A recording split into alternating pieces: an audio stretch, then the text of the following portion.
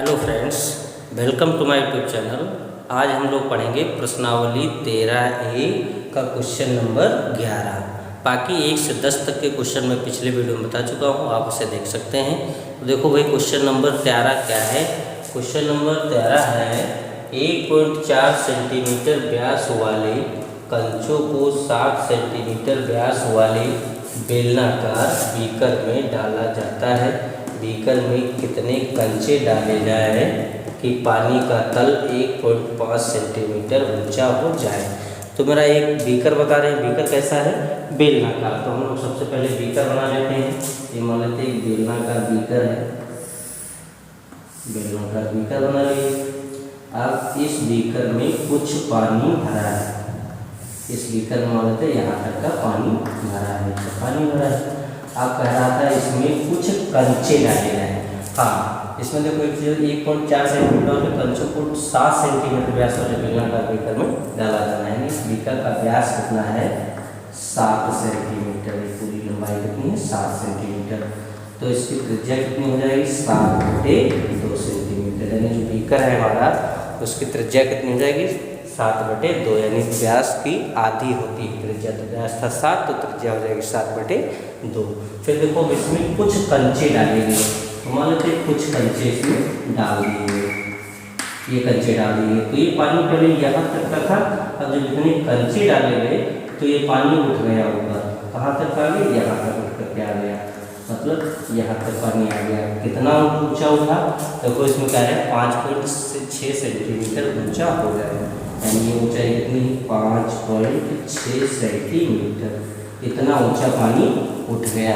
तो अब बताइए कंचों की संख्या कितनी होगी। तो हम लोग देखो भाई इसको कैसे सॉल्व करेंगे। लिखेंगे माना बीकर में डाले गए कंचों की संख्या कितनी, n है। यहाँ क्या लिखेंगे, माना डाले गए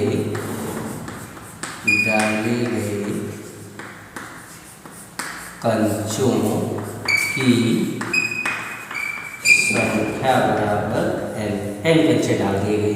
तो अब भाई देखिए, जब n कंचे डाले गए, जितना कंचों का आयतन होगा उतना ही तो पानी ऊपर उठा। लेकिन पानी किस रूप में ऊपर उठेगा, बेलन के रूप में। तो हम लोग क्या लिखेंगे, डाले गए कंचों का आयतन, डाले गए कंचों का आयतन बराबर बेलन में उठे पानी का आयतन। मतलब जितना कंचों का आयतन होगा उतने ही आयतन के बराबर पानी ऊपर उठेगा। तो कंचे टोटल कितने डाले गए हैं, n। तो n कंचों का आयतन, मतलब एक कंचे का आयतन निकाल ले और उसको n से गुणा कर ले, तो n कंचों का आयतन हो जाएगा। मतलब n गुणे एक कंचे का आयतन। कंचा कैसा होता है, गोला के रूप का, यानी गोले का आयतन होता है 4/3 पाई r³ बराबर बेलन में उठे पानी का आयतन। तो पानी बेलना का रूप में उठेगा, यानी बेलन का आयतन होता है पाई r²h। ये फार्मूला। बेलन की त्रिज्या कैपिटल R मान ली और कंचे की त्रिज्या स्मॉल r मान ली। तो देखो भाई, n गुणे 4/3 पाई r। अब कंचा जो हमारा था उसकी त्रिज्या कितनी, देखो कंचे का व्यास दिए हैं 1.4, तो त्रिज्या कितनी हो जाएगी, व्यास की आधी, यानी कितनी, 1.4 का बटे 2 कर लेंगे तो 0.7, यानी 0.7 का क्यूब और बराबर पाई r ये क्या थी हमारी, बर्तन की त्रिज्या, यानी बीकर जो हमारा उसकी त्रिज्या कितनी है, 7/2 का स्क्वायर और गुणे h। कितना पानी ऊपर उठा, 5.6, यानी 5.6। अब देखो भाई, पाई इधर भी है, पाई इधर भी है, दोनों कैंसिल। कितना बचेगा, n गुणे 4/3 गुणे 0.7 की घात 3 बराबर 7/2 का होल स्क्वायर गुणे 5.6। अब देखो जितना इधर है ये सब हम इधर ले आएंगे, यानी दाहिनी तरफ भेज देंगे। तो इधर देखो ये n के गुणे में है, इधर जाएगा तो बटे में, ये भी इधर n के गुणे में है, इधर आएगा तो बटे में। मतलब n बराबर हमारा हो जाएगा 7/2 का क्यूब क्यूब नहीं स्क्वायर, और गुणे 5.6 और इसके बटे में कितना हो जाएगा 4/3 गुणे 0.7 का होल क्यूब। अब देखो भाई इसको सॉल्व करेंगे तो कितना हो जाएगा हमारा, मतलब n बराबर 7 की घात 2 मतलब 7 गुणे 7 और फिर गुणे 5.6 और फिर इसके बटे में कितना था, ये 2 की घात 2 है, ये नीचे आ जाएगा मतलब 2 गुणे 2 घात 2 बार लिख लिए और फिर गुणे में ही 4 लिखा जाएगा और गुणे 0.7 की घात 3 है मतलब 0.7 गुणे 0.7 गुणे 0.7 3 बार लिख लिए। अब देखो इस पूरे के बटे में 4 है, 4 के बटे में 3 तो 3 ऊपर आ जाएगा n गुणे 3। अब देखो भाई इसको सॉल्व करिए तो कितना हो जाएगा n, इधर देखो मैं इधर कर ले रहा हूँ। अब क्या हो जाएगा n बराबर 7 गुणे 7 गुणे 5.6 और गुणे 3 और बटे 2 गुणे 2 और गुणे 4 गुणे 0.7 गुणे 0.7 और गुणे 0.7 ये मैंने लिख दिया। अब इसको काटना शुरू करिए। देखो 7 एकम 7 और 7 एकम 7 यानी 0.1 फिर ये कट जाएगा 7 एकम 7 और 7 एकम 7 यानी 0.1 फिर 4 से काट दो इसे 4 एकम 4 और 4 अठे 4 एकम 4 बचेगा 1 16 4 चौको 16 यानी 1.4 फिर से काट दो। एक अंक बाद देखो यहाँ भी 10 लो, एक अंक यहाँ भी हटा दो 7 एकम 7 7 दूनी 14 2 अब ये 2 से 2 भी कट जाएगा यानी n बराबर कितना बचा, ऊपर बचा केवल 3 और बटे नीचे कितना बचा 2 गुणे 0.1 0.1 का गुणा करेंगे तो 0.01। अब नीचे 2 के बाद 10 से हटा लो तो ऊपर 2 0 बढ़ा लो मतलब n बराबर 300 और बटे 2 एकड़ 2। अब 2 से इसे भाग कर दो तो n बराबर कितना हो जाएगा 150 पंचे मतलब 2 से जब 300 को भाग देंगे तो आएगा 150 यानी जो हमारे पंचे डाले गए उनको कितने डाले गए 150 पंचे। देखो भाई क्वेश्चन नंबर 12। क्वेश्चन नंबर 12 क्या है, एक आयताकार टैंक का आधार 11 मीटर गुणे 6 मीटर है और टैंक में 5 मीटर ऊंचाई तक पानी भरा है। यदि पानी को त्रिज्या 3.5 मीटर के बेलनाकार टैंक में स्थानांतरित कर दिया जाए तो पानी के तल की ऊंचाई ज्ञात कीजिए। तो देखो मेरा आयताकार टैंक कह रहे थे तो हम लोग आयताकार टैंक बना लिए। टैंक के आधार जो है 11 मीटर था लंबाई और चौड़ाई 6 मीटर। अब इसमें 5 मीटर ऊंचाई तक पानी भरा है तो मैंने पानी भर लिया 5 मीटर ऊंचाई तक। अब कह रहे हैं यही पानी जो है एक बेलनाकार पात्र में डाल दिया गया यानी बेलनाकार टैंक जो है उसमें डाल दिया गया जिसकी त्रिज्या कितनी थी 3.5 तो उसकी त्रिज्या 3.5 मीटर है इसमें डाल दिया गया। तो ये पानी कितनी ऊंचाई तक हो जाएगा ये इसमें निकालना है। तो हम लोग क्या मान लिए स्मॉल h मीटर ऊंचाई तक पानी जो है इसमें भर जाएगा। अब देखो कैसे इसको सॉल्व करेंगे, जितना पानी इसमें है उतना ही तो इसमें आया मतलब आयताकार टैंक में पानी का आयतन बराबर बेलनाकार टैंक में पानी का आयतन क्योंकि वही पानी इसमें आया है। तो हम लोग क्या लिखेंगे यहाँ पर लिखेंगे बेलनाकार टैंक में पानी का आयतन बराबर आयताकार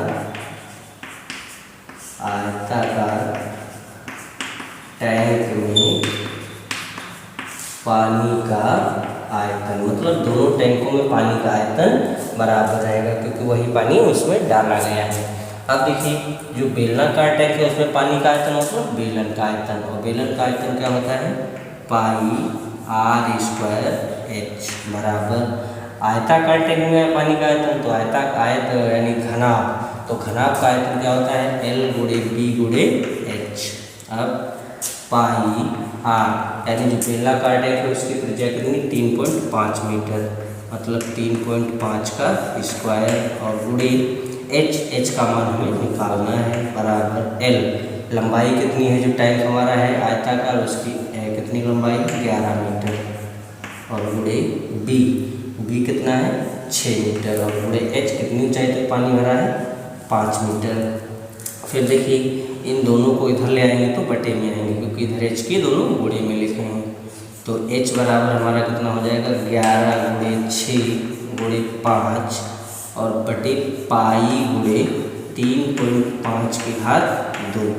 अब एच बराबर 11 गुणे 6 गुणे 5 और बटे पाई का मान 22/7 और गुणे 3.5 की घात 2 है, तो इसको 2 बार लिख लेंगे 3.5। अब भाई देखो आगे फिर सॉल्व करिए, तो h बराबर 11 गुणे 6 गुणे 5 और बटे 22 गुणे 3.5 गुणे 3.5। अब देखो ये 7 22 11 के बटे में 22 22 के बटे में 7, तो 7 ऊपर आ जाएगा, मतलब पूरे के बटे में 22 है, 22 के बटे में 7 तो ये ऊपर आ जाएगा यानी 7। अब काट दीजिए यहीं से, 7 एकम 7 तो 7 पचे 35 यानी 0.5। फिर क्या कटेगा 11 एकम 11 11 दूनी 22, फिर 2 एकम 2 और 2 तियाँ 6। अब क्या कटेगा 5 एकम 5 और 5 एकम 5 यानी 0.1। फिर इसके बाद क्या कटने वाला है, अब कुछ हमारा नहीं कटने वाला है, यानी यहाँ पर हम लोग क्या लिख लेंगे, लिखेंगे h बराबर जो बचा यानी कितना बचा 3, यानी 3 बटे कितना बचा 3.5 और गुणे 0.1 यानी 3.5 गुणे 0.1 यानी h बराबर 3 बटे इन दोनों का गुणा कर लो तो कितना होगा 0.35। अब ये 10 एक बार और लिख लो 3 बटे 0.35, ये 10 को हटा लो तो यहाँ पर 2 जीरो बढ़ जाएंगे, मतलब h बराबर 300 बटे 35। अब इसको 5 से काट दो, 5 सते 35 और 5 छके 30 यानी 60, तो h बराबर 60 बटे 7। अब 60 बटे जब 7 आ गया तो h बराबर 60 बटे 7, अब 7 से काट दो, 7 एक 7 7 8 56 बचा कितना 4 4 दशमलव लगा लो 0 बढ़ा लो 40 हो गया, तो कितना 7 बचे 35 यानी कितना बचा 5 5 0 50 हो गया, यानी 7 7 49 बस छोड़ दीजिए, मतलब h बराबर 8.57 मीटर। यानी जो हमारा बेलनाकार टैंक है उसमें पानी कितनी ऊंचाई तक हो जाएगा 8.57 मीटर। अगला भाई देखो क्वेश्चन नंबर 13। क्वेश्चन नंबर 13 है क्या है, एक बेलनाकार भवन के ऊपर अर्धगोलाकार गुंबद है और उसमें उपस्थित हवा का आयतन 41/19/21 घन मीटर है। यदि गुंबद का आंतरिक व्यास भवन की कुल ऊंचाई के बराबर हो तो भवन की ऊंचाई ज्ञात कीजिए। तो देखो भाई कैसे सॉल्व करेंगे, एक हम भवन बना लिए हैं, नीचे का भाग बेलनाकार, ऊपर कैसा है अर्धगोलाकार।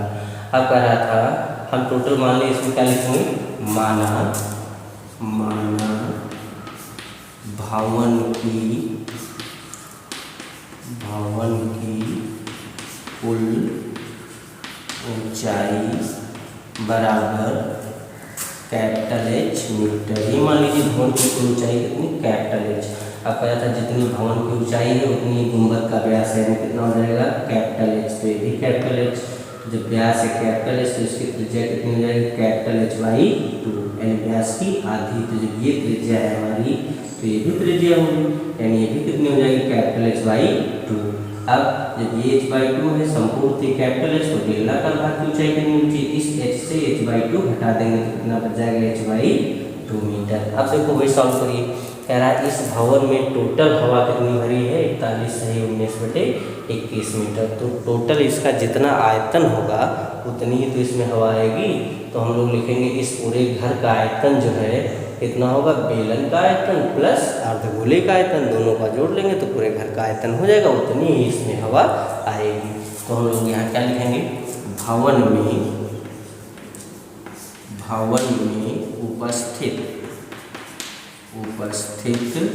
हवा का आयतन बराबर कितना दे रखे हैं 41 19/21 घन मीटर, मतलब इतनी हवा इसमें भरी है। तो ये जो है किसके बराबर होगी, बेलन के आयतन प्लस अर्धगोले के आयतन के बराबर। यानी हम लोग क्या लिखेंगे, बेलन का आयतन क्या होता है πr² और प्लस अर्धगोले का आयतन क्या होता है 2/3 πr³। अब देखो πr² इसमें भी πr² इसमें भी कॉमन मिल जाएगा, मतलब πr² कॉमन ले लें तो यहाँ पर क्या बचेगा कैपिटल H और प्लस 2/3 और r² निकल गया तो कितना बचा केवल r। अब πr²। अब जो हमारा भवन है तो भवन की ऊंचाई यानी बेलनाकार भाग की ऊंचाई, बेलनाकार भाग यहाँ चाहो तो आप स्मॉल h कर लो, स्मॉल h यहाँ स्मॉल h। अब जो बेलनाकार भाग है उसकी ऊंचाई कितनी बची है h/2, ये बेलन की ऊंचाई थी तो हम यहाँ पर लिखेंगे h/2 और प्लस 2/3 r। अब इसके बाद πr, त्रिज्या कितनी हमारी है h/2, तो बेलन की त्रिज्या वही है h/2 यानी h/2 का स्क्वायर, क्योंकि यहाँ पर स्क्वायर था ब्रैकेट h/2 और प्लस 2/3 इंटू r, की जगह क्या लिखेंगे h/2। ये सॉल्व कर लिए, बराबर में इसके लिखते जाओ। कितना लिखा है 41 सही 19/21, इसको सॉल्व करेंगे 21 का गुणा 41 के साथ और फिर 19 जोड़ लेंगे तो आएगा 880/21। यहाँ भी लिख लेंगे 880/21, यहाँ भी 880/21, यहाँ भी 880/21, मतलब ये इसका आयतन है, इन दोनों का योग इसके बराबर है। मतलब अब क्या हो जाएगा पाई h की घात 2 मतलब h² बटे 2 की घात 2 का मान कितना होगा 4, फिर इंटू h/2 प्लस 2 से 2 कट जाएगा यानी कितना बचा h/3 बराबर 880/21। अब क्या करेंगे पाई का मान 22/7 गुणे h² इंटू इन दोनों का एलसीएम ले लो कितना हो जाएगा 6, 2 3 6, 3 से इसको गुणा कर लो तो कितना 3h और प्लस 3 दूनी 6, 2 से इसको गुणा कर लो तो 2h और बराबर 880/21। अब देखो भाई इधर सॉल्व कर लेते हैं, क्या हो जाएगा यहाँ से सॉल्व करिए तो ये 2 से काट दो, 2 1 2 दूनी 4 और 11 दूनी 22, 11/7 दूनी 14 और फिर यहाँ पर कितना h², तो h² फिर गुड़े 3 और 2 5 यानी 5h बटे कितना है 6 और बराबर कितना हो गया 880/21। अब देखो h² और h का गुणा कर लें तो हमारा कितना हो जाएगा h³ मतलब 11 × 5 बटे 14 × 6, इन दोनों को एक पास में लिख लीजिए और h³ बराबर 880/21। अब देखो ये दोनों इधर आएंगे तो बटे में हो जाएंगे, ये दोनों इधर आएंगे तो गुणे में हो जाएंगे, मतलब h³ बराबर 880/21, ये इधर आएगा तो बटे में मतलब 11 × 5 और ये दोनों उधर जाएंगे तो गुणे में मतलब 14 × 6, तो h³ बराबर 880 × 14 × 6 और बटे 21 × 11 × 5। अब काट लीजिए आप 11 × 11 11 × 88 मतलब 80 हो गया। फिर 7 दूनी 14 और 7 × 21 से भी कट गया। इसके बाद फिर काट दो इसको 5 × 1 = 5, 5 × 1 = 5 बचा कितना 3 3 0 30 यानी कितना हो 5 6 × 30। अब कितना बचा हमारा 16 × 2 × 6 ये भी कट जाएगा 3 × 1 = 3 3 दूनी 6 यानी नीचे कुछ नहीं बचा, ऊपर क्या बचा h³ बराबर 16 × 2 × 2।